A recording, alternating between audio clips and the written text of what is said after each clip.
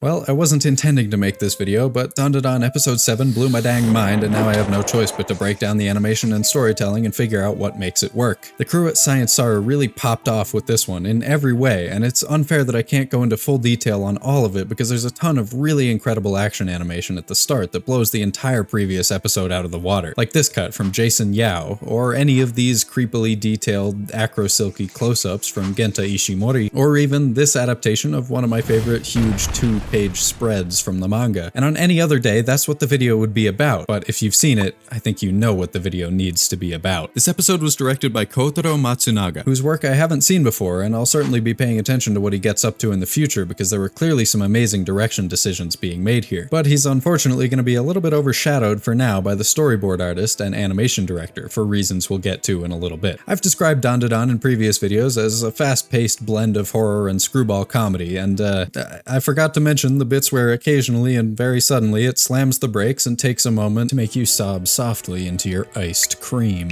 To be fair, I hadn't gotten to this chapter when I started the script on that first video, but it's still all about pacing. This story generally scoops you up and takes you from one absurd situation to the next with little time to take a breath, but as the kinetic battle with acrobatic Silky comes to a close, that breakneck pacing skids to a halt with the revelation that Aira is dead, and the ensuing vision of Acro Silky's heart-rending backstory, the reason why she was so convinced that she was Aira's mother. Momo links the two auras and suddenly we're treated to these long, slow, nearly silent shots that bring a sense of realism and which wouldn't be nearly as emotionally evocative if not for the way they catch you off guard after everything that came before. The bright pink that pervaded the fight scene and defined Acro Silky as a character gives us a smooth transition into this sequence with the pink lighting of the hotel she wakes up in. But it also represents the color of the dress she buys for her daughter. It's both hope and tragedy. This sequence is already heartbreaking in the manga, but I couldn't have imagined an adaptation that would make better use of the strengths of animation, lighting, color, pacing, not to mention the beautiful score that accompanies it, and elevate it even beyond the source material. Much like how the scenes in the tunnel and abandoned building from episode 1 benefited from slower pacing that gave you more time to take in the creepy surroundings and connect with the characters, this episode 2 benefits from pacing choices made in adaptation. The manga does slow down considerably, but just by the nature of the medium, these wordless panels are easier to skim over at your brain's own pace, while the anime can force you to sit in these quiet moments. It's cold and dark, and little details like the woman's reflection in the door handle in this cut by key animator Shong Tao Luo, or the way she's framed weakly in the corner of this shot with all this empty negative space, reflect her relationship to the world around her. Until the door opens, she steps backwards into the center of the frame, and with the little girl's embrace comes the warm, inviting light from inside the apartment.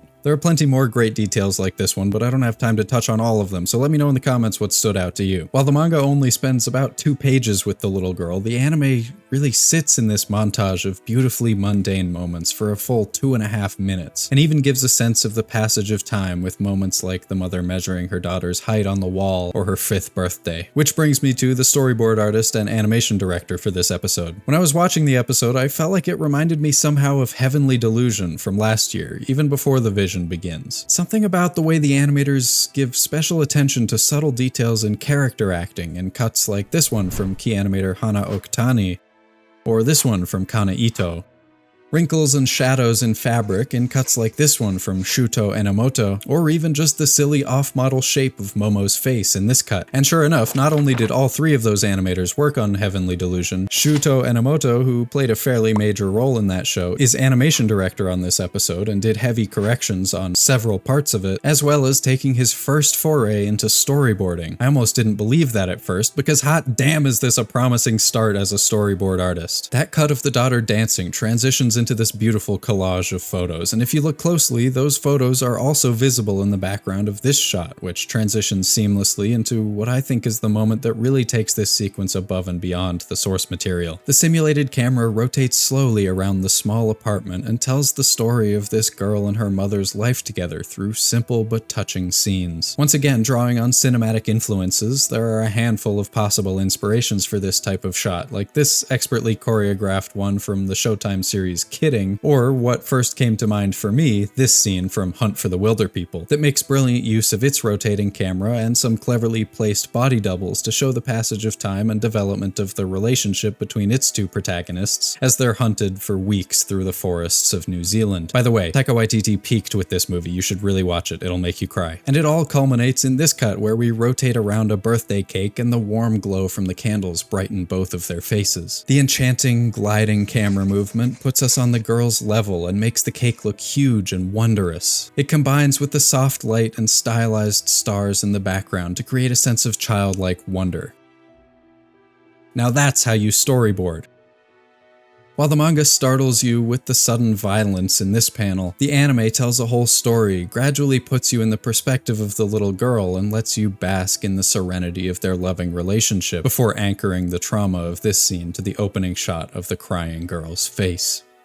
This cut, 3D modeled and animated in Blender by Enomoto himself with some tweaks from series director Fuga Yamashiro, makes this sequence feel even more desperate and personal. She doesn't know where to look and the city is cold and indifferent to her struggle until the bright red rear lights of this car cut through the dark blue color palette and provide a brief glimmer of hope. Maybe her daughter's in that car. We'll never know for sure. And its amazingly realistic camera movements and stylized motion blur stop the 3D scene from feeling out of place, and I also love the choice to open the episode with this same shot, setting the tone and foreshadowing what's to come. And that same magical score from the earlier montage returns for the mother's final dance on this rooftop, where those same stylized stars reflect in the water and blend together with the lights from the city below, in a canvas saturated in blue. In this close-up, her feet glide impossibly into point position, and I didn't catch this until I started editing, but it calls back to this almost identical shot where Acro Silky lowers herself gracefully to the ground by her hair near the start of the episode. And this series of cuts by Ryosuke Sekiguchi, with corrections from Enomoto, use simple forms of light and shadow to synchronize with the music, the speed of her transcendent ballet building to the crescendo before the fall and the lights of the city in the background blur into pure white as she transitions into the pale, desaturated world of the afterlife. This shot directly parallels Momo's story of her own childhood from episode 1 by honing in on just the hands of young Aira and her father. The deep pink returns in these 3 haunting cuts by Enomoto with help from Hana Okutani on the people in the background.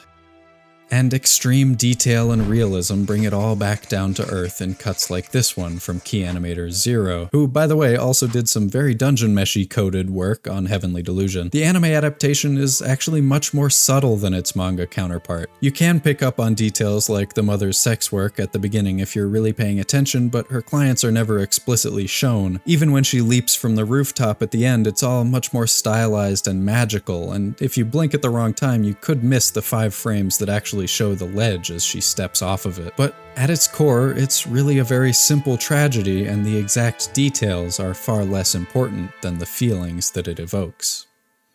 Okay, I know I'm a little late to this one, but I had to finish the last video first, and you know I can't resist spending an unreasonable amount of time on tiny details like Spider Jawn. If you liked this video, don't forget to like it, and if you really liked it, consider supporting the channel on Patreon. And thank you to my beautiful patrons who are so emotionally strong that they made it through this episode without ugly crying, just a single serene tear. Katie L, Retrohime, Serial Isle, Leia Pico, Newtaf, Patrick Davison, Arborix, Lisette MT, Jun, Dr. Yola McSwag, Grav G, Squidgoo, Joe, Fuggle Nugget, Annie, and Samir Zaran, as well as all the other names you're seeing on the screen right now. See you next time.